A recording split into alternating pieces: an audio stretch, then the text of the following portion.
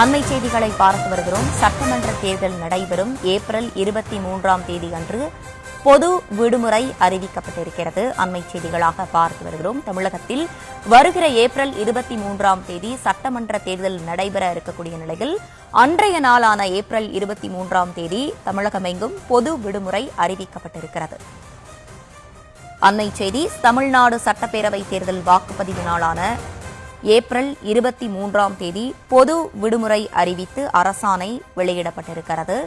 தமிழகத்தில் வருகிற ஏப்ரல் 23ஆம் தேதி சட்டமன்ற தேர்தல் நடைபெற இருக்கக்கூடிய நிலையில் அன்றைய தினமான ஏப்ரல் 23ஆம் தேதி பொது விடுமுறை அறிவிக்கப்பட்டிருக்கிறது. கூடுதல் விவரங்களோடு இணைகிறார் நம்முடைய செய்தியாளர் பாரிகார்த்திக். வணக்கம். முழு விவரங்கள்.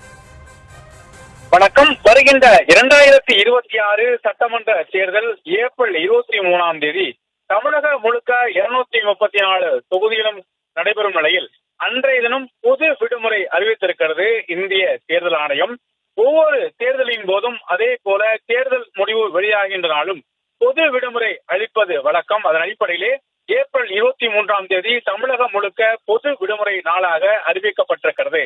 அதன் அடிப்படையில் தமிழகம் முழுக்க இருக்கக்கூடிய தனியார் மற்றும் அரசு பொதுத்துறை நிறுவனங்கள், அரசு நிறுவனங்கள் உள்ளிட்ட பல்வேறு நிறுவனங்களும், பள்ளி கல்லூரிகள் உள்ளிட்ட நிறுவனங்களும் அன்றைய தினம் பொது விடுமுறைக்கான ஆணையை பிறப்பிக்க வேண்டும் என்று இந்திய தேர்தல் ஆணையம் அறிவுறுத்திருக்கிறது. அதன் அடிப்படையில் வருகின்ற ஏப்ரல் 23ஆம் தேதி பொது விடுமுறையாக அறிவிக்கும் அந்த அறிவிப்பை இந்திய தேர்தல் ஆணையம் தமிழகத்திற்கு அறிவித்திருக்கிறது.